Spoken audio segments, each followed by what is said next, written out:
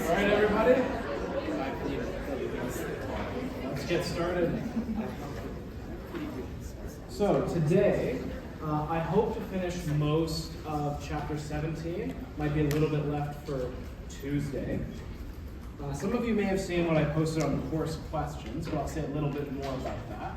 On Tuesday, there will be a review game. Those of you who were in my 104 class will remember this. So, only around 8 people can play. There may be some wiggle room in that. If you are interested, please reply. Oh, yes, I remember Arpit was the champion last time, so let's see if he keeps his title. If you win, you get 1% bonus. The downside is you have to demonstrate your skills in front of the whole class. And there is a small risk of finger injuries. Small risk, but so that's the cost of playing. So please comment on that post by 5 p.m. today if you're interested. If there are more than 8, which there probably will be, then I'll use a random number generator to decide who gets it. So make note of that. Also, they have made it so that I am required to have class time set aside for doing the spot reviews. You all should have received an email. It's a chance for you to review the course and give any feedback that you have. I cannot be here, obviously, while you do the review. That's not a good situation. So at the end of class today, I'll leave about 15-20 minutes. Please don't start until I pack up and leave. And if you already have done the review or you don't want to do the review, please sit put until I leave, just so I know, like, ooh, someone's leaving. So that's the simplest way to do that. So, but once I leave, you can stay and do the review or leave on your own. Totally up to you. But I am required to have some class time for that. Okay. So last time we finished by talking about the humanists, and I realized I forgot to show something. It's probably review for most of you, but so there were 3 types of humanistic therapy. There's client-centered or person-centered therapy, which is from Carl Rogers. There's Gestalt therapy, and I just show this to remind you what the Gestalt psychologists looked at. They looked at the ways in which we are pattern-seeking animals, the ways in which we like to group things together. This is a classic example of the kind of stimuli that a Gestalt psychologist might use. So we all helplessly see a triangle, even though, of course, there's no triangle in the image. It's just 3 black things that are like part circle with a triangle cut out of it. But we all see a triangle. And just to remind you, the Gestalt psychologists thought the goal of therapy, or I should say the Gestalt therapists, thought the goal of therapy should be for us to unify our experiences, to make a kind of life narrative that we can fit all of our memories and experiences into. And then the third type was one that I added, which was Viktor Frankl's existential therapy or logo therapy.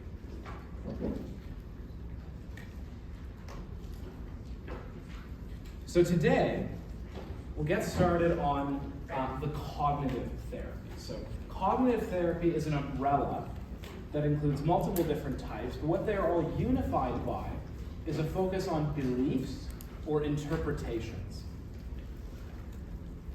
There's a famous quote from Shakespeare that nothing is good or bad, but thinking makes it so. And that's very much the kind of attitude that the cognitive therapists have. What makes the difference between just being upset in a kind of ordinary way and being depressed or being miserable is how you interpret what happens to you. It's different kinds of irrational beliefs that you have a habit of forming. And the first major type comes from Albert Ellis.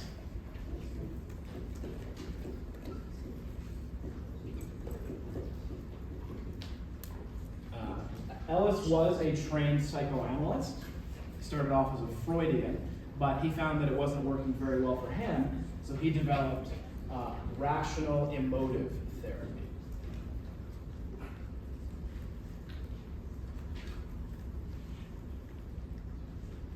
He developed this therapy in part by drawing on the work of the Stoics. Do any of you know the Stoic philosophers?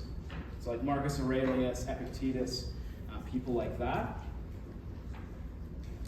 And Ellis's radical claim is that any time when you go from being just upset to being miserable, it is in some sense under your control, at least if you practice enough. He thinks that what makes the difference between just being upset in a kind of ordinary way and being miserable is certain stories you tell yourself, different beliefs that you form.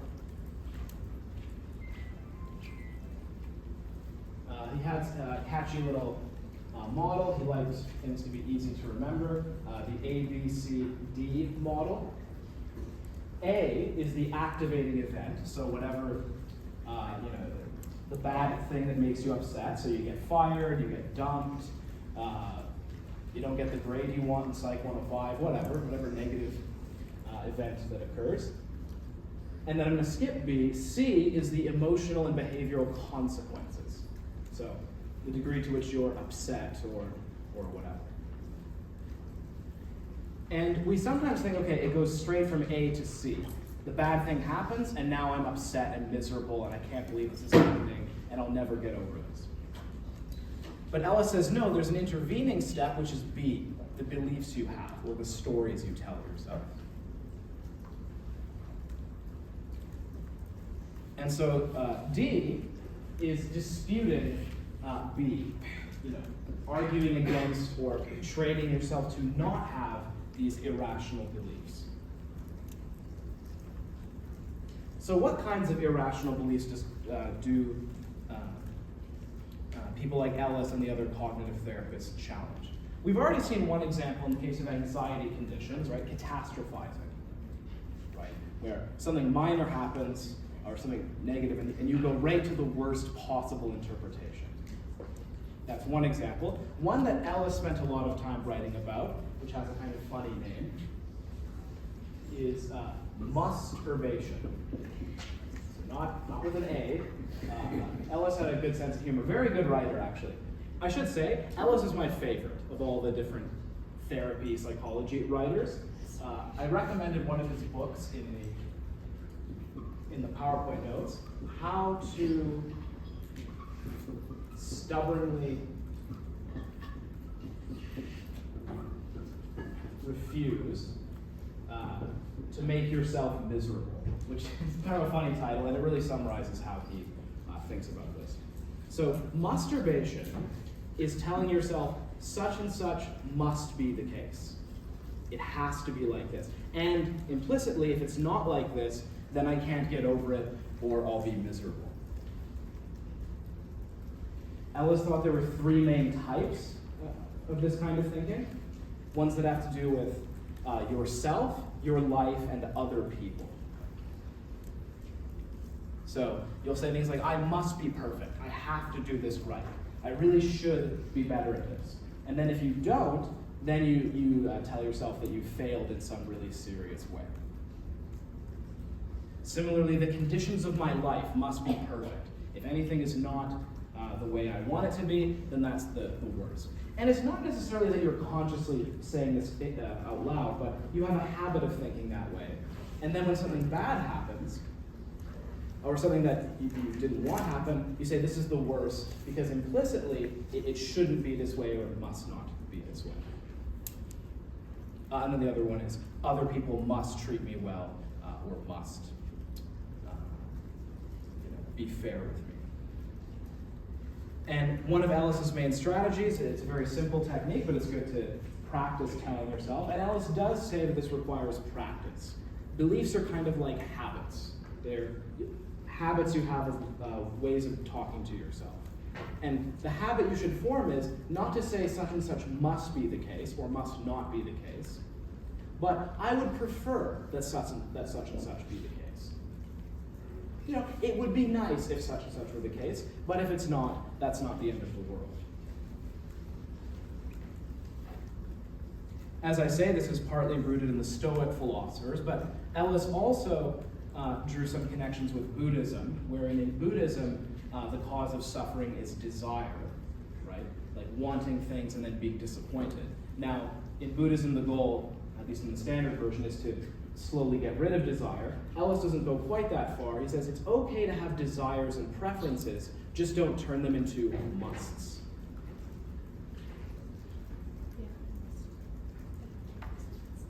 So that's a bit about Ellis. Now,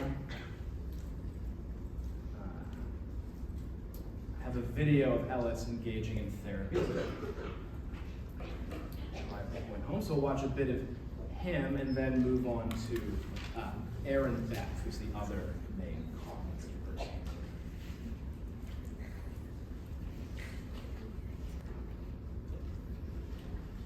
Okay, so that's a good video of Ellis in action. And you can see the kind of scientific mindset, right? Ellis was a firm believer in scientific rationality, and part of his therapy was taking the idea of looking for evidence for things and applying that to therapy.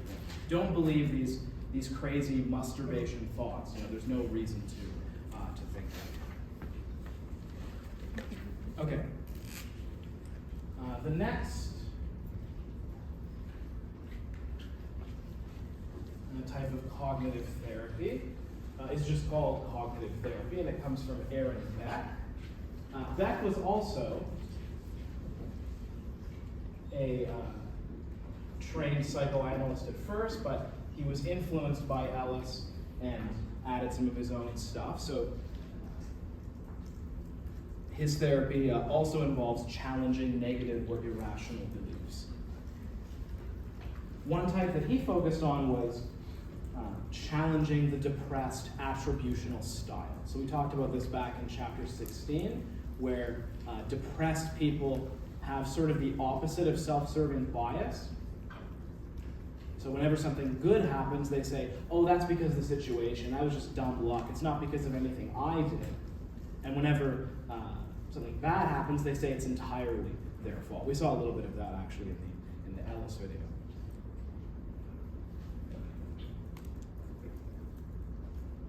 So that's one contribution he made. And again, I have a video clip of Aaron Beck in action, so you can see him using a similar technique.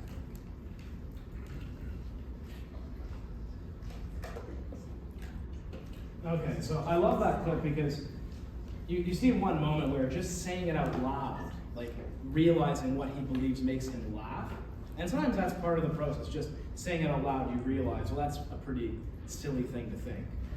That's one part of challenging it.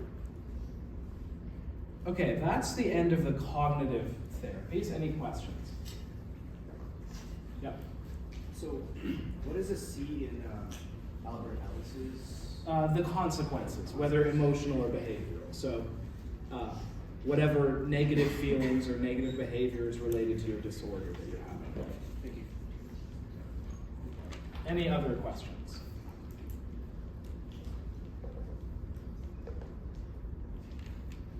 Okay, next is behavioral therapies. So these grow out of the work done by the behaviorists. So they rely on various kinds of conditioning. And as you hopefully remember from 104, the main two kinds are classical and operant conditioning. Where classical conditioning is about forming associations of various kinds. I mean, well, to be more specific, but that's a good place to start.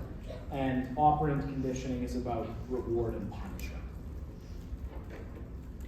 So the famous example, of course, of classical conditioning is Pavlov's dog, right? Ring the bell, give the dog food over and over again, and eventually the bell produces the same response that the food initially did, namely salivation. Crucially, so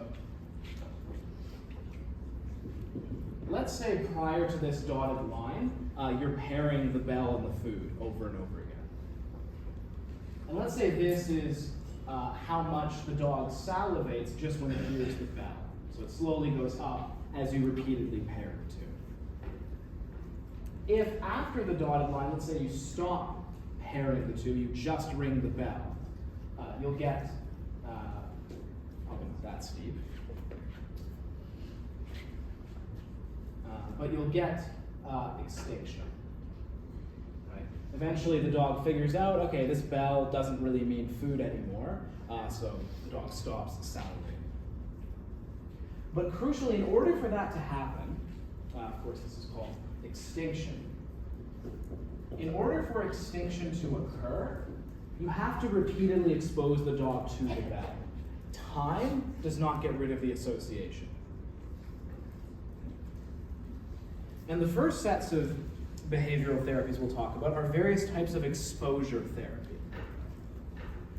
And they rely on this principle of extinction that comes out of the work on classical conditioning.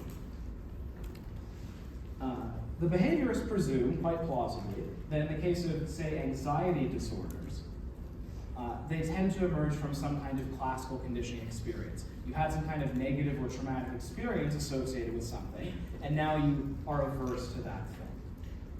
We'll see a video later of a woman who's scared of feathers, and presumably there was some kind of traumatic experience with birds, where she's now associated the trauma with the feathers. And so she spent her life avoiding the feathers. But what that means is if she is not repeatedly exposed to feathers in a safe situation or non-traumatic situation, this never occurs. So avoiding the thing that you're anxious about, perhaps because of some trauma, is a way of reinforcing the negative association. And as I said in chapter 16, it has an additional effect wherein when you avoid it, you feel good because the anxiety goes away, so you're also rewarding yourself for not exposing yourself to the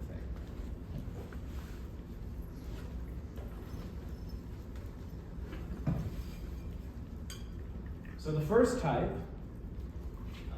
the name that you need to know, is exposure and response prevention, specifically for OCD. We're just going to call it ERP. Exposure and response prevention. So, you expose someone to the thing that normally promotes or prompts an obsession, and you prevent them from doing the compulsion. So remember in OCD, the obsession is the persistent, unwanted thought about cleanliness or whatever it is, and then the compulsion is the behavior that you engage in to get rid of the obsession. So, you expose them to something that makes them have the unwanted thought, and you tell them to practice not doing the compulsion. One example my prof in abnormal used was, I think he was talking about his own clients, where if it was cleanliness, he would tell them, go to the washroom and don't wash your hands when you leave. And a bunch of people in the class were like, oh, that's disgusting, that's terrible. And then he was just like, guys do that all the time. And everyone got mad. One guy was like, hey, speak for yourself. Or whatever. Doesn't have to be quite that extreme, but things like that. You expose them to something that makes them have the obsession and don't let them do the compulsion. So I have a video of this. So I mentioned in chapter 16 that one common way that OCD can emerge is after childbirth, right? Where the mother is, rightly obsessive about, protecting the kid and making sure things are clean, but then it kind of goes too extreme to the point where it's not helpful and prevents the mother from living a normal life. And we'll see a video of a mother with OCD being treated via exposure and response prevention.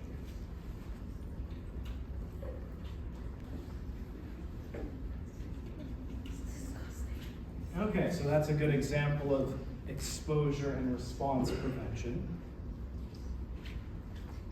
A similar method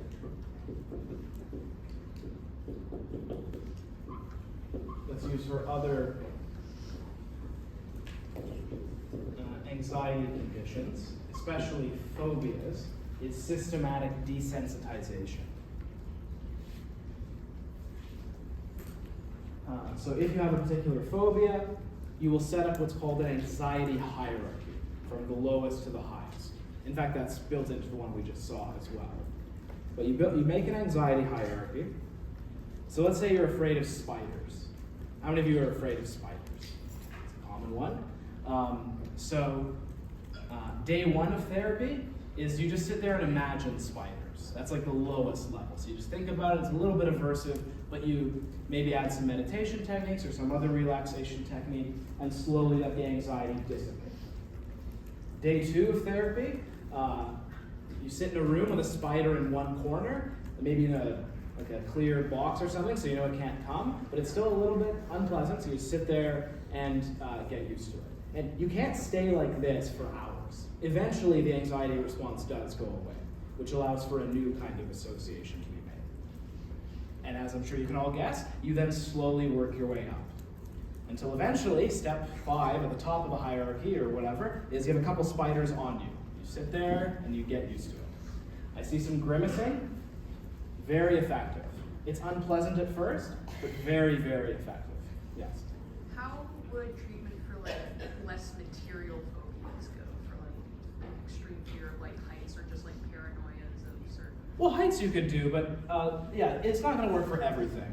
But for the ones that are concrete and easy to be brought into the lab, it can be done. One thing that's being used more now is kind of virtual exposure. So like, if you have a fear of flights, you know, unless you're really rich, it might be kind of paying to do a bunch of flights just for therapy. Unless it's Flair, maybe then it's affordable.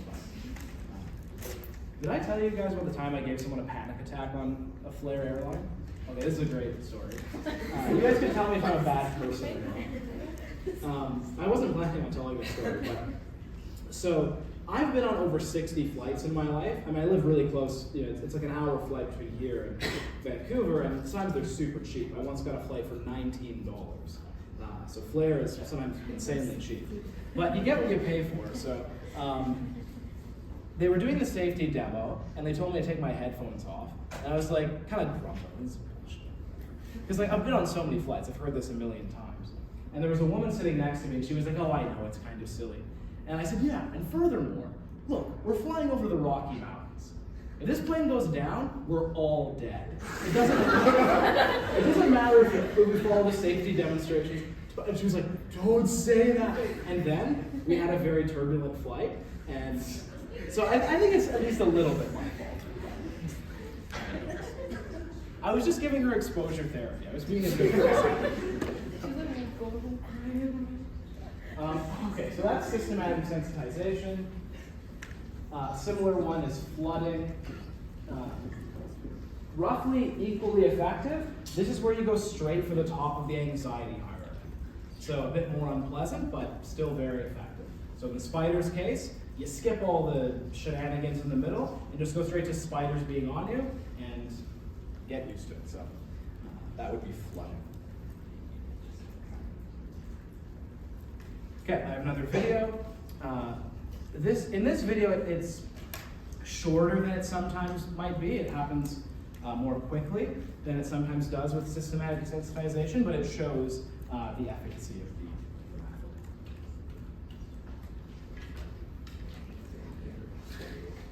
method. Okay, so as you can see, now that's just a sample size of one, but the studies bear it out. This is a very effective method. You can actually construe systematic desensitization as exposure and response prevention. The response prevention is preventing the avoidance, preventing the running away that you would normally do.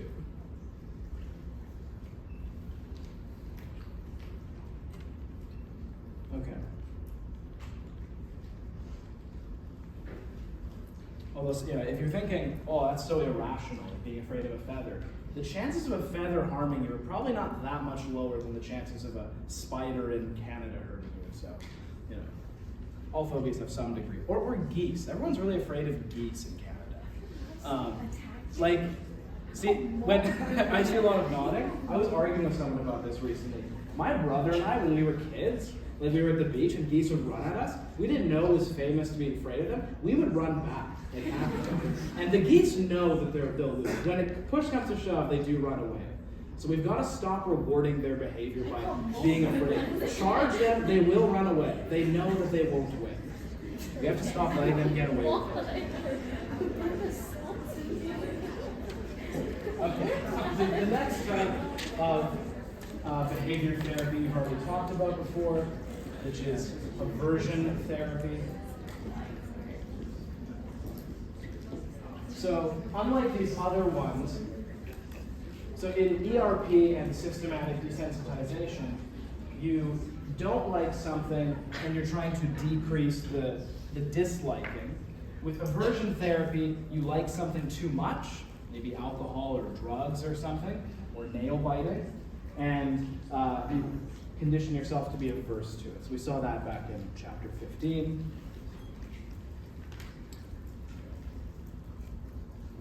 So those all fall under the umbrella of classical conditioning. Under the umbrella of operant conditioning, there are two that you need to know. So operant conditioning is using reward and punishment. So one is behavior modification, which is basically just applying operant conditioning to increase behaviors that you want to do. You can even do this on yourself. So there's a class here at the U of A on behavior modification, and one of the class projects is picking a behavior that you want to increase, like studying, and just having some kind of treat or reward you can give yourself after you do X number of hours of studying or whatever. And it is effective. One method that's used in settings where people are difficult to deal with, like in a prison, mental hospital, or elementary school, is something called a token economy, where you set up a kind of currency, like a gold star or token, whatever, some kind of unit of reward, that once they get a certain number, they can get, ice cream, some kind of reward that they care about, and you use this as a way of increasing good behavior in these kind of difficult situations.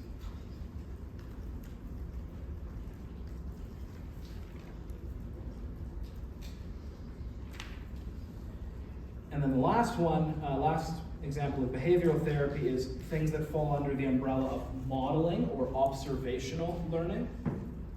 So this grows out of the work of Bandura, who we've talked about in both 104 and 105, who he sort of grew out of the behaviorist tradition, but he said the behaviorists were wrong in saying that only reward and punishment or conditioning can make you learn things. You can also learn just by watching someone else do something. That's observational learning or modeling. The book, so like the Bobo doll study, that's Bandura, where the kids beat up the Bobo doll if they watch an adult do it first.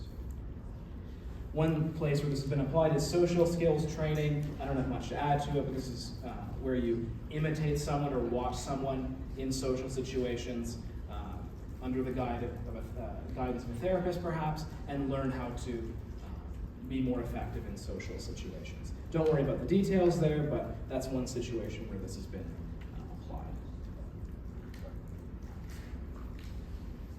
Okay, any questions about the behavioral types of therapy?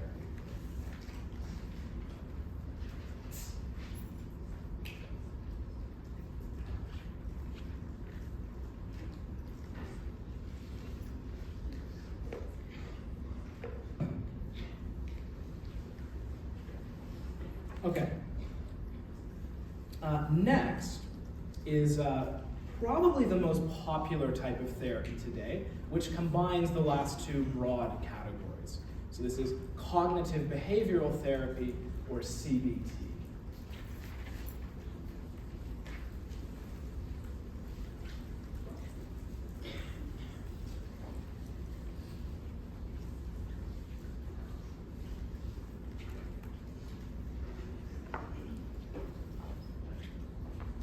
So methods that combine both a cognitive element, so challenging irrational or negative beliefs, and something to do with behavioral homework or conditioning or something related to that. Albert Ellis developed his own version, REBT, so rational emotive behavior therapy. So he integrated some of the insights from the behavioral techniques. So to give an example of how these might work, suppose you believe that no one likes you, kind of like the guy in our video. So a cognitive behavioral approach would include both challenging the belief and saying, is there really evidence for that? You know, you have friends, you're being kind of irrational, but also a behavioral component. So this could mean, you know, the next time you're at a party, you talk to some new people, and some of them may not find you interesting, and some will. And you'll see through action that your belief is not substantiated. So that's one example of a way you could combine the two.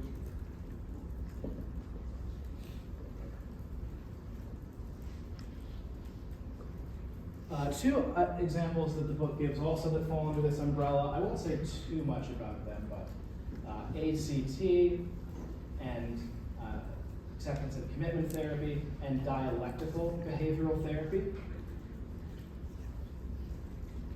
ACT incorporates mindfulness.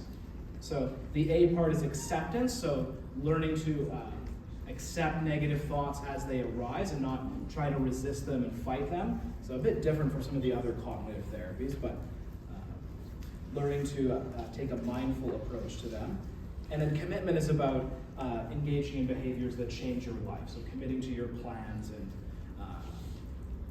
to things, the goals that you've set that can improve your life.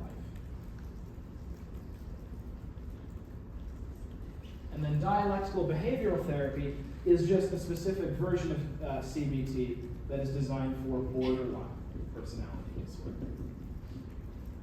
The personality disorders in general are difficult to treat, especially psychopathy, which we talked about last time, so antisocial personality disorder, quite resistant to attempts at intervention.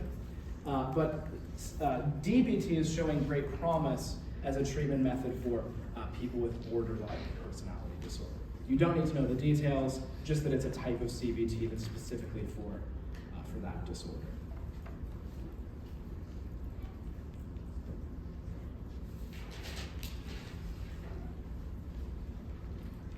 Okay, the next section is on cultural and gender issues in psychotherapy. Not going to spend too much time on this. So what the book says is, it's been found that it's important that therapy techniques have cultural congruence. So cultural congruence is a term that relates to the type of therapy or the way the therapy is done. It should be consistent or congruent with the cultural expectations of the person receiving therapy. And all else being equal, it is better if the therapist shares the cultural background of the person receiving the therapy. However, there have been studies that find that if you train the therapist in what's called cultural competence, so cultural competence is a trait that the therapist has, not the type of therapy, but the therapist. If the therapist is trained in cultural competence, that effect washes out. So someone from a different ethnic or cultural background can be equally effective so long as they are trained to be culturally competent.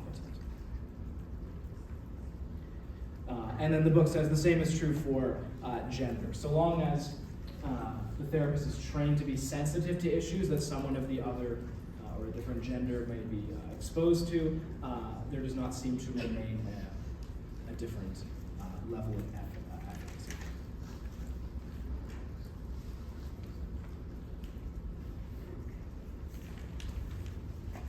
So is therapy any good? That's what the next section is about.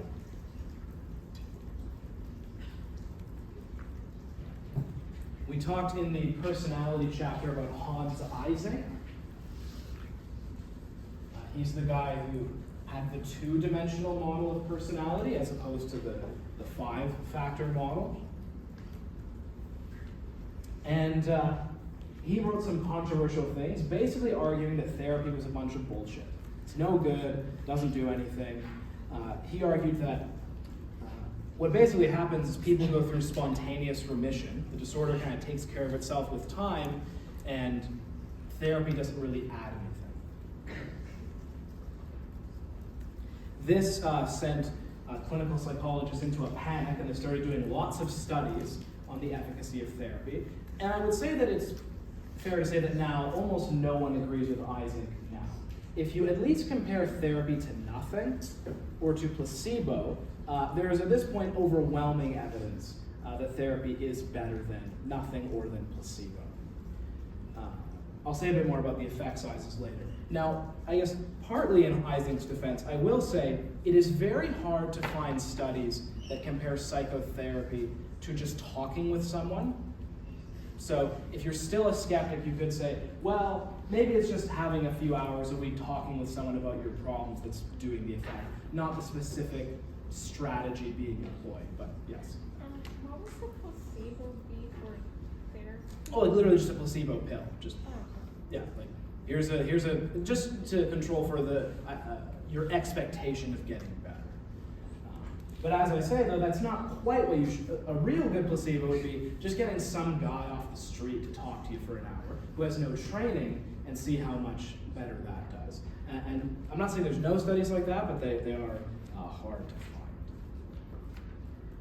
find. The term for the types of experiments here are randomized studies where you randomly assign people to two conditions. So like, an experiment, right? You randomly assign people to two conditions. One gets a placebo or sometimes just nothing. And then the other group gets some kind of therapy.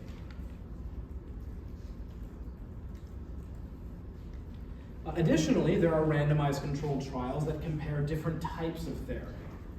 So one group gets cognitive therapy, one gets psychodynamic, one gets like Rogers style, client-centered therapy, and you compare which one is associated with the best outcomes.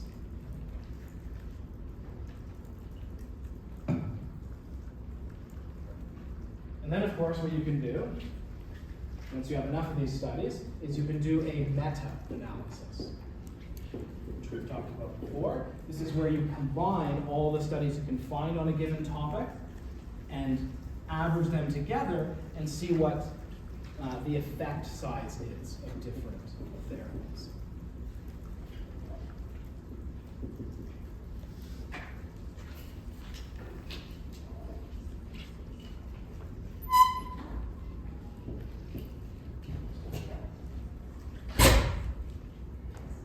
Effect size being how big of an effect do the different therapy techniques have. And here is the big finding. When you compare the different psychotherapies, for the most part, it seems to not matter very much which one you use. Or another way of saying it is, it depends who's doing the meta-analysis. There are some meta-analyses where you find a slight edge for CBT for some conditions, and then when there are other meta-analyses where maybe psychodynamic comes out on top. I know I've had a lot of fun in this class at Freud's expense, and I'm not apologizing for that. There is a lot of silliness. But as far as the efficacy of the therapy techniques that grow out of the Freudian tradition, they're basically as good as anything else. I mentioned that there are some studies that find that client-centered or non-directive therapy is towards the bottom, but you can find some meta-analyses where it's basically the same. I don't really like saying this. I like arguing with people. I like there to be a right answer. But the truth is, when it comes to psychotherapy, and I hate saying these words, do whatever feels right for you. Because basically there's not clear evidence that one is better than another. So I mentioned that I like REBT. Ellis's books are basically my therapist. That's probably because I like the Stoic philosophers. It kind of jives with me or whatever. But I don't think there's a good evidential basis for saying, oh yeah, this therapy is the best. Like that, I think that would be confidence based on nothing. Yes. So what is the efficacy of the therapy testing? Like how much happier or more satisfied they are afterwards? Good. So there's different ways of doing it. One standard way that there's really big meta-analyses on is in the case of depression, you just look at their scores on, say, the Beck Depression Inventory. And actually, I'll show you. So if you're wondering how effective therapy is, you don't need to know this, but one of the most common measures of effect size in psychology is Cohen's d. And what it's essentially how many standard deviations apart are the two conditions. So the standard deviation is for each distribution, how far away on average are scores from the mean? So in the case of IQ, remember that the standard deviation is 15. So the middle is 100. On average, people are around 15 away from the mean. So then what you can do is take two distributions. You average their standard deviations together. And you look at how many standard deviations apart the two distributions are. So at the top, that's a Cohen's d of 0.2. So that means it's 1/5 of a standard deviation between the averages of the two distributions. So that would be a pretty small effect size. As you can see, the two distributions mostly overlap. The bottom, d of 0.8, so almost a full standard deviation. And there you can see there's still significant overlap, but the gap is considerably larger. Kind of funny coincidence, that is around how effective psychotherapy is.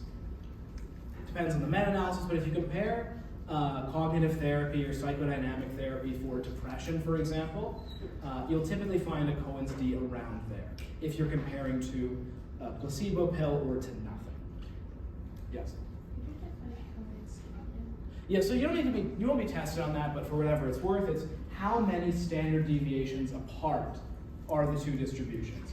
So in the case of therapy, it literally looks something like this. So the red would be getting nothing or getting a placebo, and then the blue would be getting some kind of therapy. And the distribution would be what their, say, Beck depression inventory score is. So like how depressed, or I guess it would have to be how happy they are if it's higher, but you get the idea.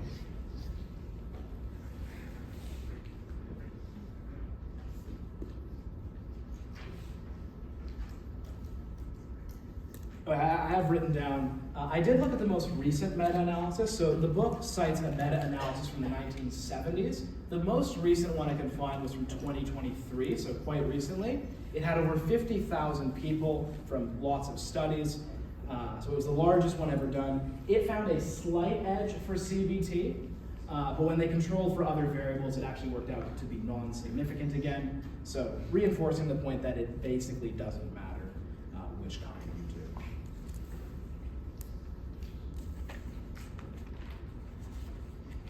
Okay, any questions about what I've said in that section? Okay. When you're looking at people with like specific disorders, would the efficacy of the therapies like vary? That's a good question. So a lot of the studies are done on depression because there's usually big samples involved.